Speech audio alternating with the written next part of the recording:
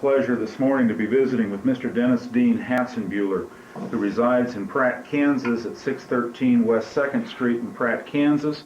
This is part of the Veterans History Project. I'm cooperating with Tammy Morse, a court reporter who's a member of the National Court Reporters Association. Mr. Hatzenbuehler has been a friend of Tammy's and mine for many years. He served as the bailiff for our court here in Pratt, Kansas for a number of years and became like family with us, and we are very proud to have the opportunity to record his history of service to our country for whatever uses the Library of Congress or researchers may have for this information in the future. Chief, how are you this morning? I'm fine, thank you. You have filled out all the release forms, and I think we're ready to get started. I think the best way to take a history is to go through chronological matters. Chief, why don't we talk about where you were born and your family life for a minute or two, and then we'll get into your military service. Well, I was born here in Pratt. My folks resided on a farm in Byers, Kansas. But I was brought in to go to school here at the Catholic school by my grandmother. So I stayed in Pratt here while the folks stayed out on the farm. And Chief, why don't you talk about your folks and your grandparents? Somebody that might be looking at this tape 20 years from now would like their names, because if they can tie it together for genealogical research and things like that. So who are your mother and father? My father was Leo and my mother was Teresa. Their grandparents, well, I can't... Well, you made a specific reference to your grandmother. Who was your grandmother that made sure you went to the Catholic school? That was my mother's mother. And what was her name? Her name was, I can't remember what her name was. Her last name was Sloan. Alpha Sloan, yeah. Alfreda Sloan. And so she brought me into, I went to school in Byers. Let me start. I went to school in Byers for the first year before I was 6 years old. My birthday is in January. I went to school in September the year before, and that made me 5.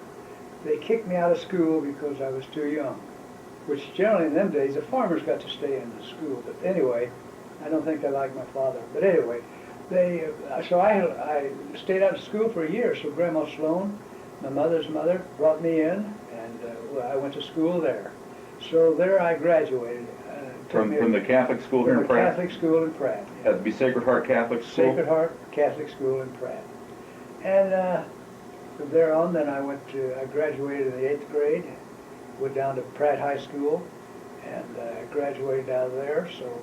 And when did you graduate from high school, Chief? About 40. All right. After you finished high school in 1940, what was your first job out of high school? Well, before high school, I delivered the Pratt Tribune from 36 to 40. For almost 4 years. And in 1938 or 39, I had a chance to go to CMTC. That was a Citizens Military Training Camp. They paid me $1 a day, and I sent that home to Mother. And it was for 4 years, basic, red, white, and blue. So I went to basic and red. And if I graduated out of the 4 years, I could become an officer in the cavalry or the foot soldier. In 1940, they called me up and said, they canceled everything. All the instructors are going east. That time, we was having a little conflict with the Germans and everything. So I decided, well, I'm going to join the reserves. So I went to see my Catholic priest, Father Butler, and so I went in the Navy. I joined the reserves. And in 1941, in July, they called me up. So that's how I got started in the Navy. I went to Great Lakes. Great Lakes up in Illinois? Illinois. And I think I was there for 8 or 12 weeks, I don't remember. And we took exams for physical and mentally, to what they thought you should be unto. And during high school, I took typing, which I liked. I took shorthand for 6 months, and I was the only boy, so I quit. But then in my resume, I said in the interview in the Great Lakes that I had shorthand. So then that made me, which I shouldn't have done. But anyway, when I got transferred, they sent me to Corpus Christi, Texas. Well, before that, I had a chance to go in aviation or submarine duty. And in submarine duty, you had to have you have to be physically fit to get in submarines. But I turned them down. I said, I'll go aviation. So I went to Corpus Christi. Chief, I want to stop you a second. When you were called up to active duty with the Navy, I mean, we're talking at a time when the Germans have already invaded Poland, World War II is going on in Europe, the Japanese have invaded China. We weren't in the war yet, but at the point in time that you got called up in 1940, did you think the United States is going to fight in that war? Oh no, I had no idea. I was just a young kid running around here. We had no idea there was going to be a war. We just knew that there was a conflict, and the only reason I knew it was because I was told that they took all our instructors and sent them east. Now, your training officers, the non-commissioned officers and the commissioned officers that were your training officers, did they talk about things like, you boys got to work hard and get ready because we're going to war, or things of that nature? No, all I know is the rugged exercise we had to go through, drills, and that's all we done all day long for, I think, either 8 or 12 weeks was, well, we had lectures, but I don't remember really what it was.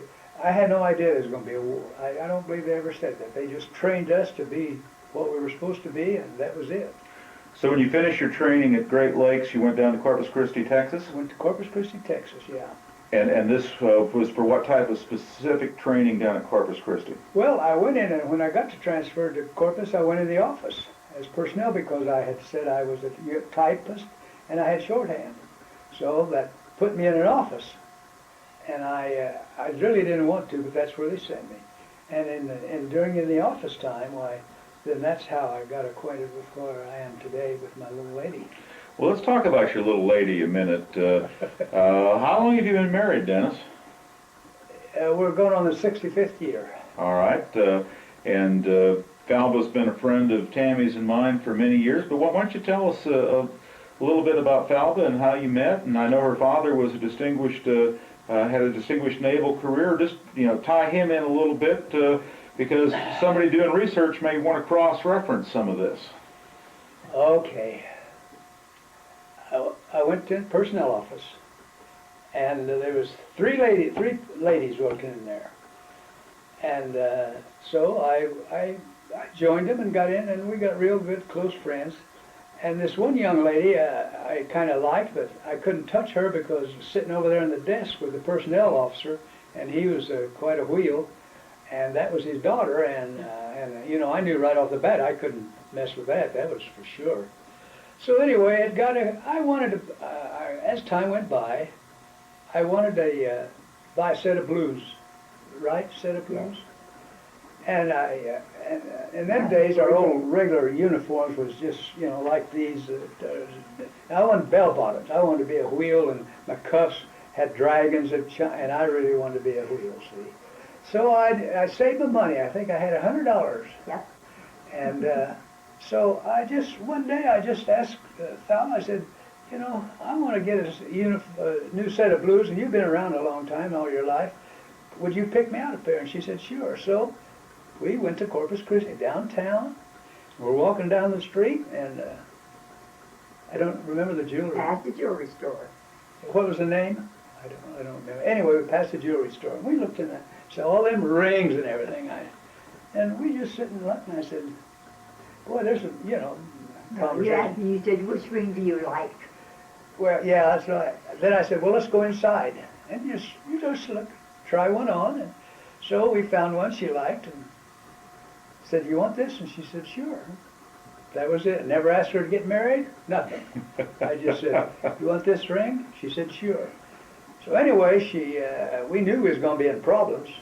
Yeah. And Okay, and we've talked about Falba and that you folks worked together, and obviously you took a real shine to her, and she took a real shine to you. well, I don't know about that, but I took a shine to her. Well, if she was willing to take a ring from you, she was taking a shine to you, fella. Don't underestimate that.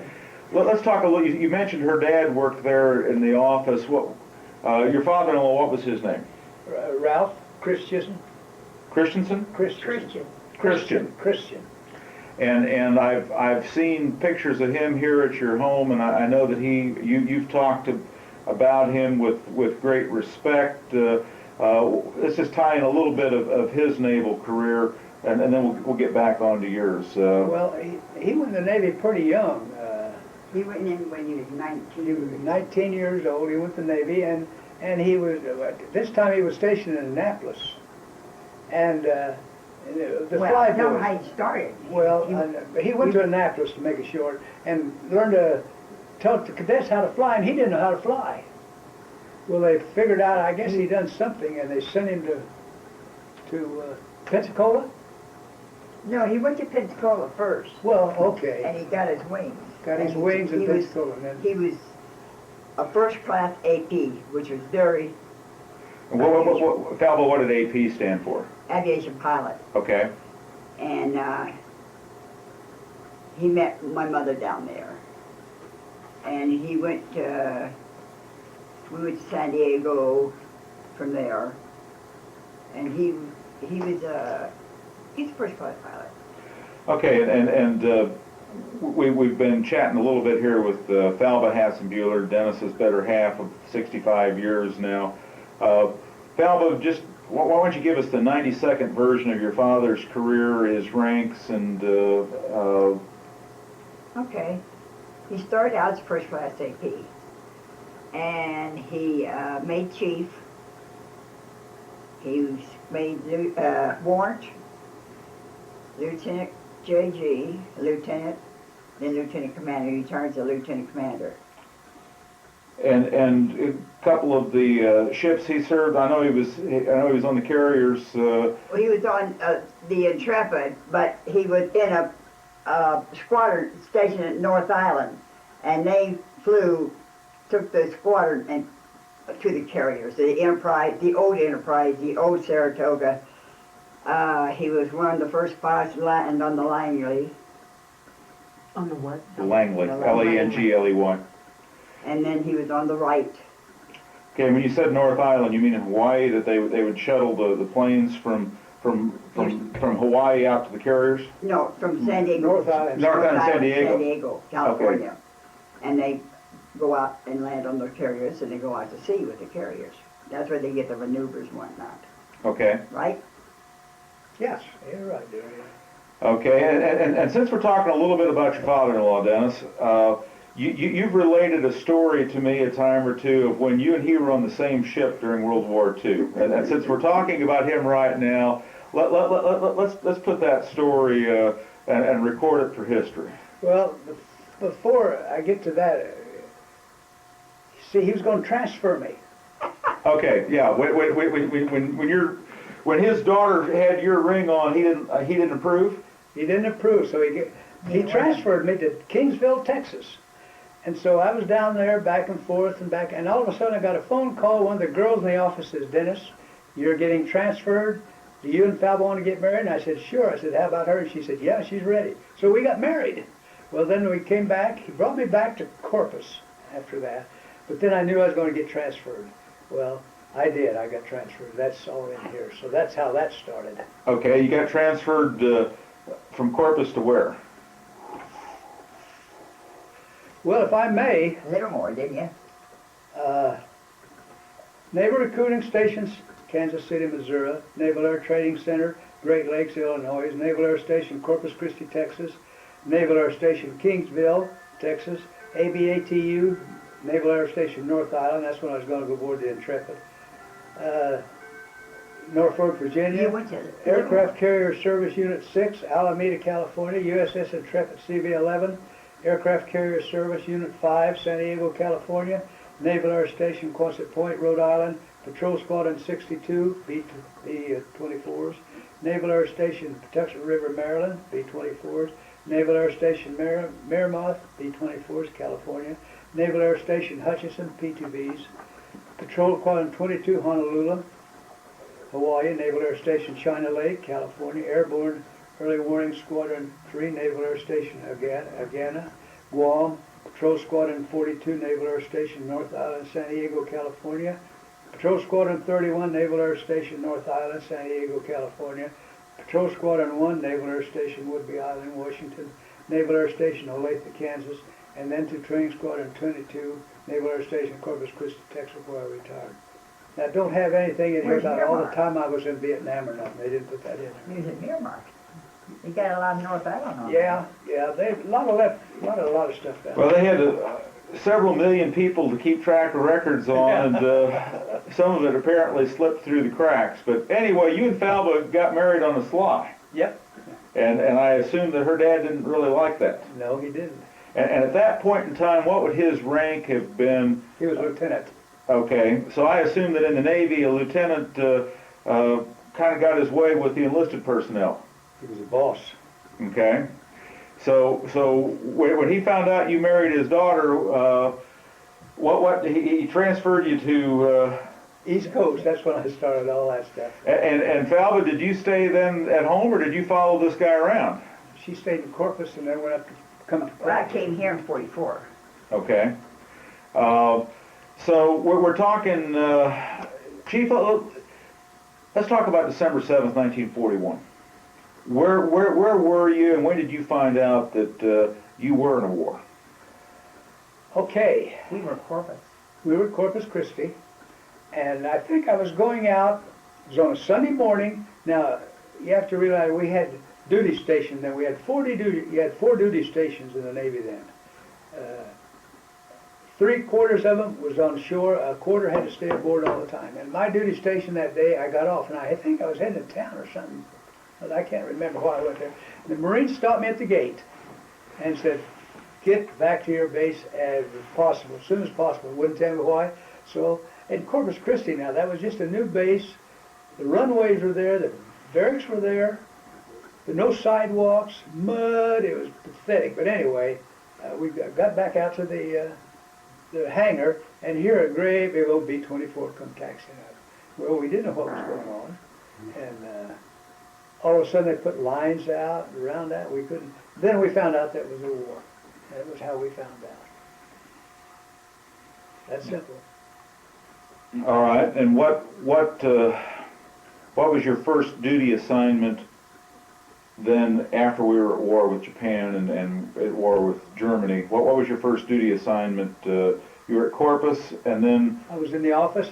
Then I found out that to make second class, I made third class, but to make second, I had to know shorthand because that's how they done it in them days. The old man, when he talked to you, it was shorthand. You had to write shorthand. So I went down and worked on the hangar deck and changed my rate to mech. And I made second class, real fast like, so I could have second class got their rations and money for rent and stuff. And so I was, let me see, I can't remember. I flew, we had two APs. We had a first class AP and a second class AP, and we had the yellow N2Ns and N2Ss, the two bi-wing planes. We put instruments in for weather. That's how we go up and fly. And so I would fly with them until I got transferred. Okay, and so the planes that they had down there at Corpus Christi were for pilots to learn how to fly, or? Learn how to fly, yes. Okay, and so they were, you rattled off a couple of buzz numbers and words that would mean something to the folks that had studied this, but why don't you talk about those airplanes just a little bit more? Were they one-seaters, two-seaters? They were two-seaters, little yellow pearls, and they had bat wings, and they had cross sections on them. That's where we put the instruments for the weather. And the APs flew them, and then we took care of them out on the flight line. I was in charge of the flight line, and because I was second class, and so I get to fly with them, and that's about it. Okay, so you got involved in the maintenance aspect of, Yes. of aircraft very early in your naval career. Right, yeah. And then when you left Corpus, what was your next duty assignment? When I left Corpus, I think I went to ABATU in Norfolk, Virginia. Okay, what does ABATU stand for? I have no idea what it stands for. Okay, but it It's was a training, the aviation training unit. Well, ABATU, I can't remember what that was. okay, but it was you would have continued in your training on aircraft maintenance? Oh, ABATU, we made engines for all the aircraft, and I was an inspector, and when the engine would come to be final to be put out the door, I had to inspect it. I had certain things to do to see that everything was perfect, and that was that. Okay, at this point in time, all the airplanes would have been propeller airplanes. You wouldn't have had any jets in service, and we think of Navy aviation, we think of aircraft carriers, but it sounds like the pilots and the maintenance crews, et cetera, would have done a great deal of work long before they were ever going to get on an aircraft carrier. Oh yeah, oh Lord, yes. So where you were at there in Virginia was basically we're getting ready to fight a war, and of course we already are fighting a war and getting our butts kicked out in the Pacific, and the United States is getting ready to build the war machine that was necessary to win both in Europe and Japan in the Pacific. So we're basically getting that war machine ready to go. That's right. And how many hours a day were you working on an average day when you were there in Virginia? Oh, we'd go to work. We'd have to be to work by 8 o'clock, and maybe it'd be 7, 8, 9 o'clock at night before I got out. We had the engines in a row there that had to be inspected to get out underway, and so until the last one, the civilians built the airplanes, and the Navy we had to inspect it. In other words, big old great engine there, and you had a crank, and you had to turn it and listen to the sound to see if everything was. And it was your own ability to say that plane's ready to go or that engine's ready to go, and another one would come in, and it'd be maybe 10 hours, 12 hours. And approximately how long were you there in Virginia? I was there. The Intrepid left, and then they shipped me across, and I picked up the Intrepid Frisco. Okay, and the Intrepid was a CV-11. CV-11, yeah. And at that point in time, that would have been as hot of a carrier as we had? CV, the biggest. And of course, the Intrepid's been docked in New York City for a few years now, and as a museum. I think it's actually back over in New Jersey getting refurbished right now. I had the opportunity a year or so ago, Donna and Joe and I spent a half a day on the Intrepid, and it was very meaningful to us knowing that you'd served there, and it was I didn't find a bunk that said Hatzenbuehler next to it, but you joined the Intrepid in San Francisco, and this would have been approximately 1942? Oh no, that was back after 43. I got transferred to Norfolk, okay. And it was sometime right after that. I wasn't at Norfolk more than 6 months, I don't think. Okay, so in 1943 you went on board the Intrepid? No. I think it's first part of 44 I went aboard. First part of 44, went on board the Intrepid. And was your father-in-law on board the Intrepid at that time too? Yes. Okay, how was it having your father-in-law on the same ship? Well, I'll tell you a little story.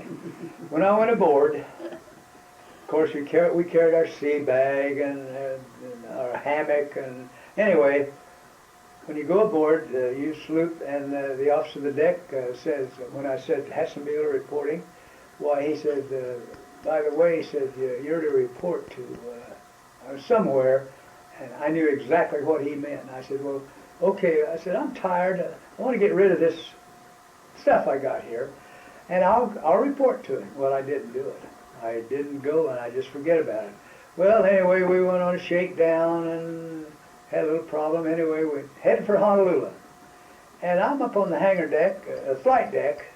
I'm on the hangar deck, and I'm going forward, and the doors are open on the starboard side, and there's a full lieutenant commander standing there, and I knew who it was, so I went up and tapped him on the shoulder, and he kind of got a little upset because I didn't report to him. But anyway, to be truthful with you, nobody in the now to get things, he was probably the air officer aboard, and he was strict. I mean, he was awful strict. Ooh.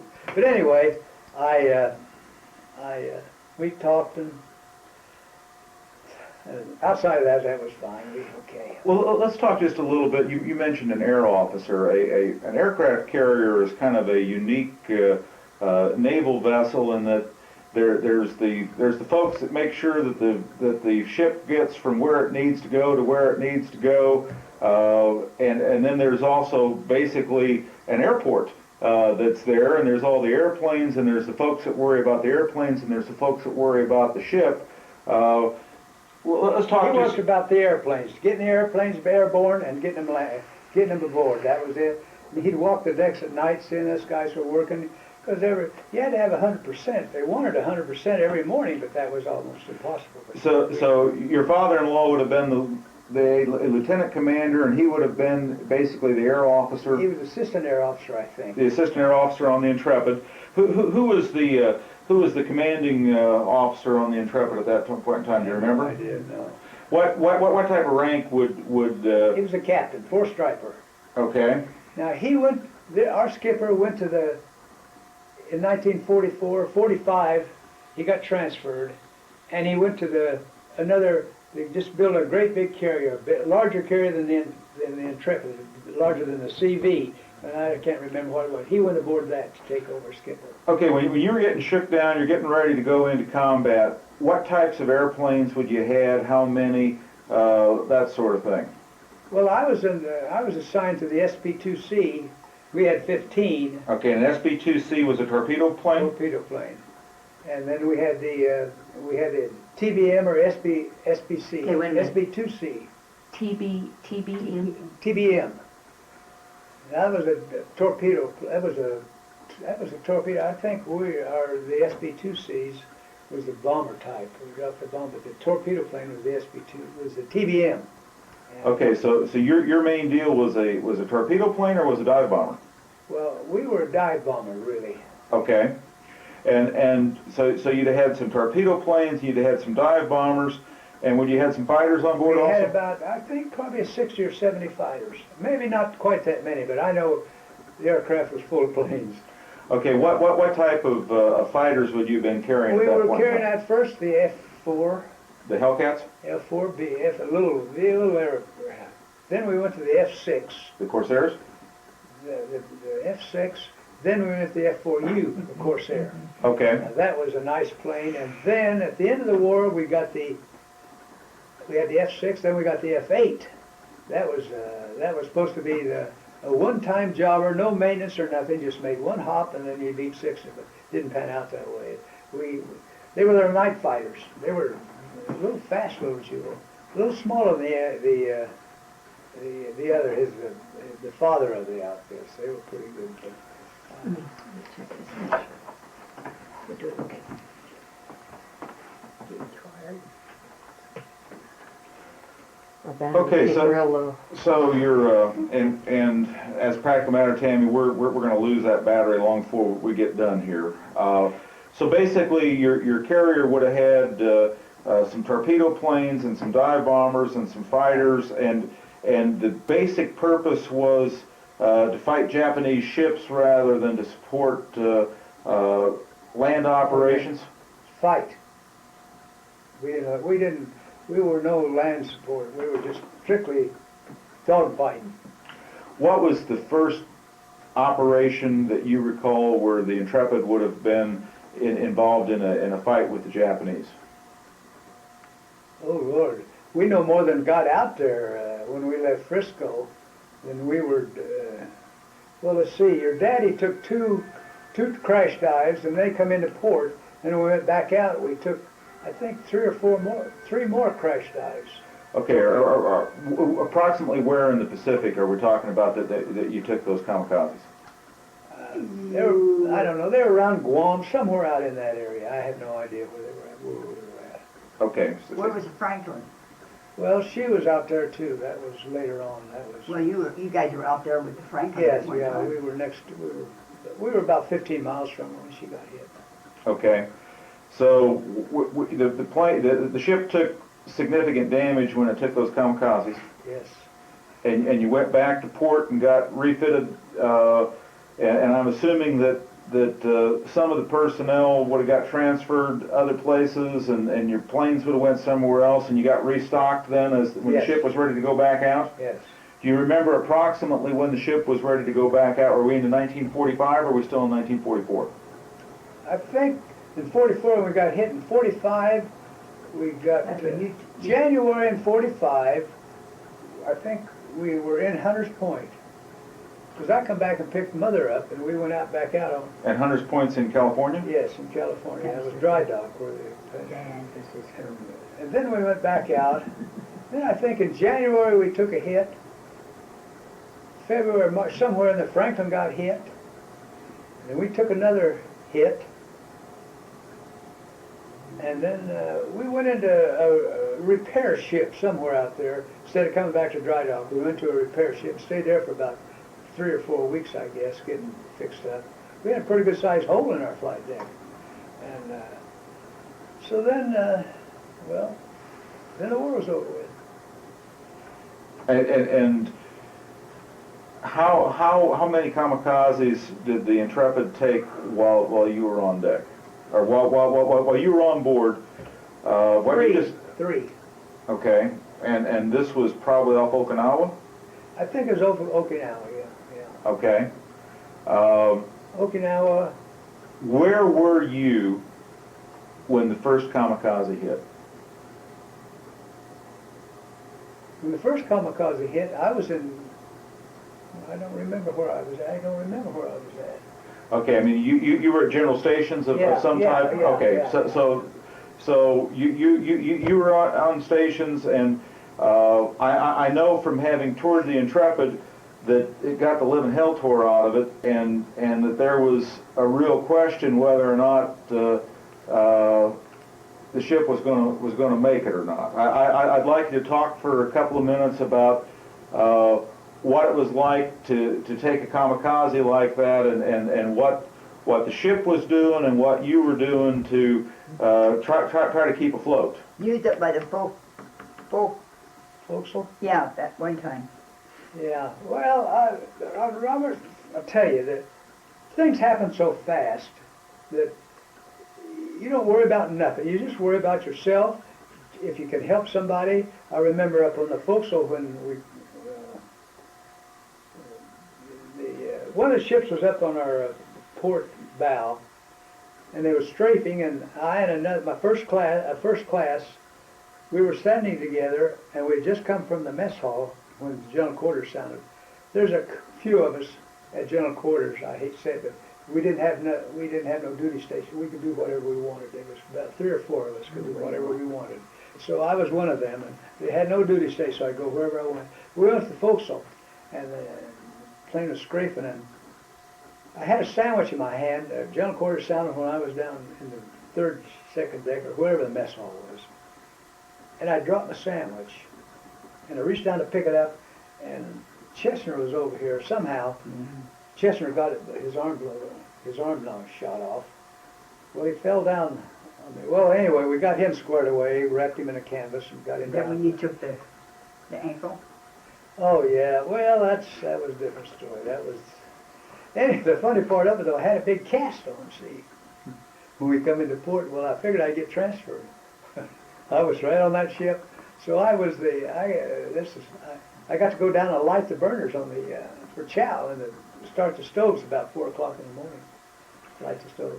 But outside of that, that was nothing. Well, you've told me a story in the past that I think is important to commemorate. There was an anti-aircraft crew on the Intrepid that received quite a bit of notoriety, and as I recall the story, your father-in-law, and maybe I'm not remembering the story right, wasn't very happy with those guys didn't have their proper equipment on, and Flash gear. Yeah, they didn't have their flash gear on, and he was such and what's flash gear? well, it's burn tar. It won't burn or anything, and you put it over your head. You put it on gloves on. It comes all the way up because you got to have your sleeves and everything down. So you're really covered. If you get a flash burn, it's not going to hurt you because this stuff will just. Place for your eyes. And you got a place for you. Anyway, these guys didn't have their flash gear on. Well, when a Betty or something was coming on the starboard side, because I was on the port and I was on the catwalk and I was up looking on the top of the flight deck watching that sucker, and then the guns were going off, and anyway, it exploded and all that crap came aboard. All the everything came aboard, and the kids got hurt. The old man took them all down and put them in a row. Before they even got fixed up, and took pictures of them and put them on record. And as I recall, these sailors were black, weren't they? Yep, they were all colored. What was it in 1944, 1945? What was the segregation circumstances on the carrier? Were the blacks in the same crew quarters as the whites? Oh yeah. We got along good. We Just some of them try to pull a little bit. If you don't, my mother or so-and-so go out to congressman, if you do so-and-so, so people like that during the war with them. And most of them, there was a lot of blacks. There were some whites too, but there was a lot of blacks. And they caused a lot of trouble. Well, At that at that time I didn't know what segregation was. We didn't have that around Pratt here. I played football. I played with the colored boys down south. All I know, they couldn't get up too far in town here, but we didn't rode on buses with them, played football, So Yeah, I we didn't know did. anything about Well, segregation when I got out to sea. I know the suggestion was in the Army that that black soldiers generally did not get involved in the frontline combat units. They were involved in matters of supply, and they worked as truck drivers and stevedores and things like that. They weren't on the front line combat units, but on the ship, you had, as we've described before, really a ship's just a big city. It's got to have everything that you need to take care of potentially several thousand people, plus fight, so that there is no front line in the Navy. On the beach, you got 500 people, got 12 airplanes, everything goes smooth. Get out to sea with them 12 airplanes, you may only take, like us Mex on the beach, we'd have, 25, 30. But when I went on the carrier, there was maybe only 4 or 5 of us. And, so that's, but anyway, the colored people aboard, I remember the colored boys on the port fantail. They're the ones that got the hit that was notarized in the papers and everything. That turret really got it, and they just, as them kamikazes were coming in, they just stayed right on their battle station and didn't move or budge. Now, one guy they said then they was going to court-martial him, but I don't think they did. I don't remember. I know there's a lot of controversy going on, but we didn't pay no attention to that stuff. That was just we didn't have time regulation. we didn't have time to do that. We had to get airplanes airborne. We didn't have time to go. I never went down and had coffee and smoked cigarette because I didn't smoke. I stayed on that engine up on the hangar deck. Oh, your whole negative life was like that. The rest of the guys would go Sat down. and had coffee, guys. But anyway, Okay, well, we've talked. You were on the Intrepid, and the historians can certainly go take a look at the Intrepid's records and pin everything together as to what we're talking about now. You said the war was over. yeah. What made you decide that I'm going to stay in the Navy rather than get out when the war was over? Well, let me see. 1949. I shipped over, so my enlistment wasn't right. Anyway, when the war was over with, they sent us to the Yellow Sea. Halsey sent us to the Yellow Sea. And when we were up in the Yellow Sea, an order from NAVPAC come aboard that if you hadn't had any leave, I guess if you hadn't had any leave, get out. So boy, I didn't have no leave during the war. And I hitchhiked all the way back, and this was about September, and I hitchhiked all the way back on different ships and stuff, and Mother was in Kingman, and I came aboard, I opened the door in Kingman on Thanksgiving Day. I opened it. It was 25th of November. Of 1945. 1945, yeah. And so then I had orders to go to flight school. I was going to go to flight school. And as I had 64 days leave, I think. And during that time I got orders. Flight school has been canceled. you're going to go back to sea aboard some carrier at North Island. So, man, here I go, and I get to North Island, get the family out there. An order comes out and again said, if I had something to do, I can't remember what it was now. Oh, shore duty. I hadn't had no shore duty, I was at sea. They gave me 3 places to go. I picked Quonset Point, Rhode Island, so that's how I got to Quonset Point. Quonset Point, I went to B-24s, and that was my life, B-24s. Okay. Beautiful. Now, for somebody like me that knows just enough about military stuff to be dangerous, I think of a B-24 as a big, heavy, 4-engine bomber that we would have used to bomb the heck out of the Germans and that sort of thing. What in the world's the Navy doing with a B-24? I mean, you couldn't land that B-24 on a carrier. We were photographing for the State Department. That's how we took our pictures. Our pictures were taken at 29,000, I think 29,500 feet. We had a radio altimeters that let us know how high we were. So that's what we did there. You were a photographic squadron then. So you're in a photographic squadron that was a naval squadron. You're flying the heavy 4-engine bombers that they put special equipment in for photography. Yeah, we took all the heavy armor stuff out that they had during the war, like especially over on the east. So we were equipped with big oxygen tanks. So you flew at 29,000 feet, 3 and 4 hours, you know. To photograph, we take off at 6 o'clock or 7, and it was pretty slow airplane. So by the time we got to 29,000 feet, may have been a couple hours. Then the sun sets, you can photograph.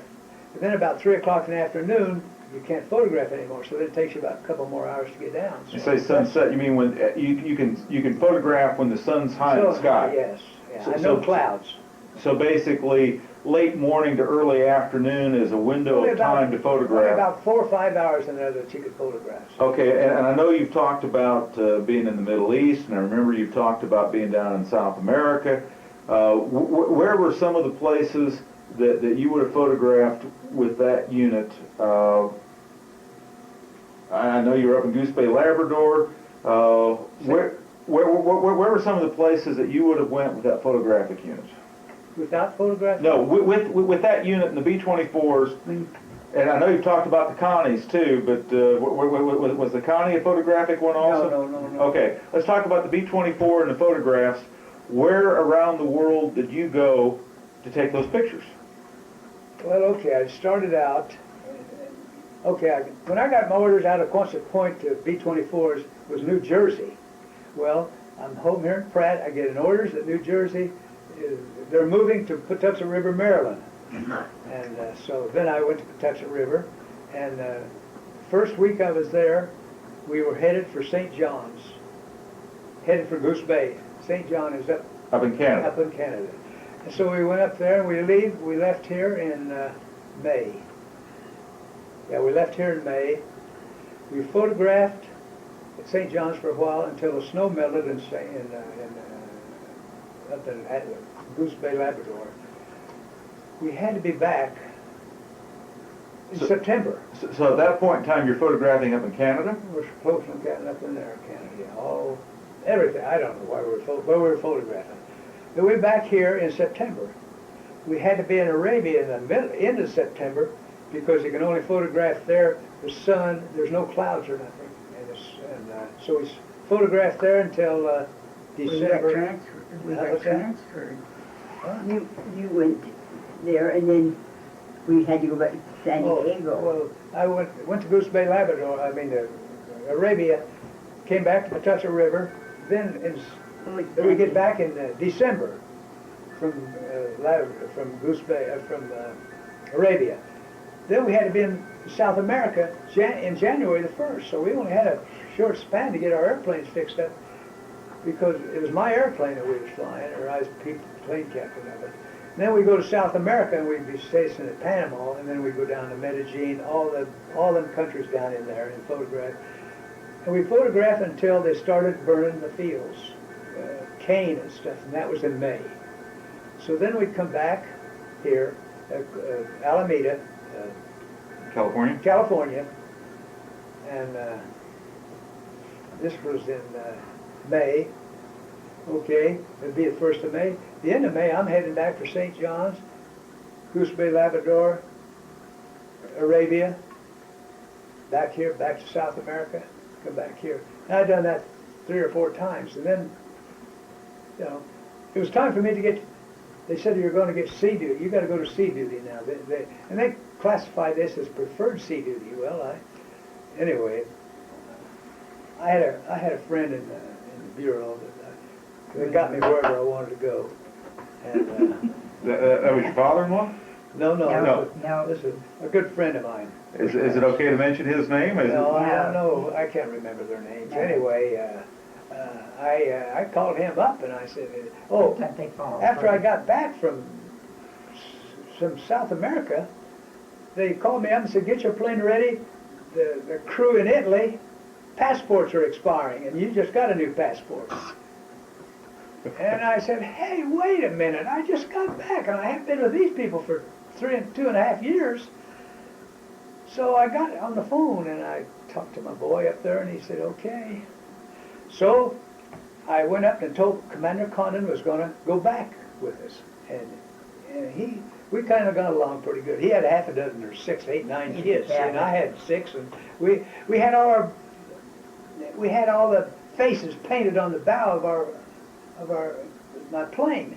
I think we had 16 or 18 baby faces up there, and that was how many kids we had.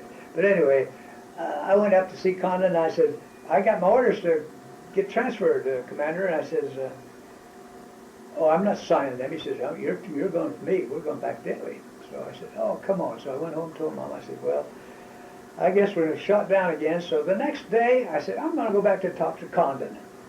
Well, he wasn't in his office. And I said, where's he? He said, well, you got the day off. I said, well, who's the assistant? He said, so-and-so. So I went and saw the assistant. He said, sure, I'll sign him. Off I went, boy. I went to Hutchinson, Kansas. I sure did. I went to Hutchinson. The first time. Yeah. First time, yeah. And I got the heck out of there, man. Okay, now Hutchinson, Kansas is right in the center of the United States. What in the world was the Navy doing with a station in Hutchinson, Kansas? Reserves. No, we were, this is where they training pilots for the squadrons out at sea, the P2Vs. We had the SP2s are the first ones that came out. And that's what we were doing there. Okay, so That was a training squadron. Here in Pratt, we had the B-29 base at north of town, and there was a naval air station at Hutchinson that was developed during World War II to make sure that that we could train the personnel to go fight the war. And as we commented earlier, you don't fly off the carrier in the beginning. You got to learn how to fly first, and then you learn how to fly off the carrier. So That's what we did, the Dutch. The base up at Hutchinson was to train pilots so that ultimately they could serve in combat or support roles on the front lines in the Navy. Very good, very well. And approximately when you said you got into Hutchinson, can you tell me approximately what year that would have been? 52. 52, yeah. Sometime in the middle of 52. All right. And how long did you stay in Hutchinson? Got my orders in 55, and during this time you'd have been in Hutchinson, you'd have still been involved in aircraft maintenance? I was plane captain of about every recip they had on the airplane. I was qualified to fly in all the recips we had on the base. Okay, and when you say a recip, what's a recip? That's the propeller airplane. Okay, and so what rank would you have had in the service at I was that point? first class then. Okay. So you spent about 3.5 years in Hutchinson. Yes. And basically it was your job to make sure that when these pilots wanted to go out and fly, they had an airplane that would take them up and bring them back. Right, that's exactly right. And when you got done with your duty in Hutchinson, where'd you go? Okay, I got my orders to go back to sea. Right. So? In 55? Yeah. We went to Hawaii. I got my orders in Hutchinson, 1955. So I get on the phone, call my boy up in Newport, and I said, come home and ask Mama, you want to go to Honolulu? She said, sure. I said, okay, let's go. Well, I called the joker up and said, you'll have orders to Honolulu. So that's how we went Second to Honolulu. time. And Mother had been out there before the war. And I went to Dad was school out stationed there. there and went to school. So I just thought it'd be nice to get her back out there because when she was there was no cement on. Oh, man, it was pretty. No cement at all. Well, when I came back, coming back in 44, 45, nothing but cement, you know, and all the pretty flowers and all the dirt was And growing then up. Kaiser moved in, took over. But anyway, that's how I got to Honolulu in PP-22. Right there, got me an aircraft. I was there 2 days. The ship hadn't got our cars there, it hadn't got Yeah, our that's right. furniture there, it hadn't got nothing there, and I'm heading for Guam or... We had no furniture, we had nothing. I was heading for somewhere anyway. So, Mother was there and I bought a little old, so many people moving and going that I just picked up an old, Plymouth for, I don't know, I had no idea what I paid for it. But that was Mama's car until ours came aboard. Now I just bought brand new 1955 Chevy station wagon. I bought it at Haven. Nice one. And so now I'm taking that sucker to Honolulu for salt water and stuff. Anyway, that's how I got to. Okay, so you got to Honolulu, but you got there a couple of days, the family gets left behind, and you're off to Guam. I'm off. I think I went to Guam or somewhere. I can't remember. It was about 4 or 5 different You went to places we Guam went. one time because Well, we couldn't. That's when I got. That was later on, though, baby. Either Atsuki, Iwakuni. There were four or five different bases. 2 up in Japan, Taiwan. Anyway, I don't remember where we were. Okay, and so at this stage of your career, you're not on the carriers, you're being basically naval air stations that are on land, and you're still working as a mechanic. You're supervising other mechanics Yeah. basically at that point in time, but you're the one that's got to sign off whether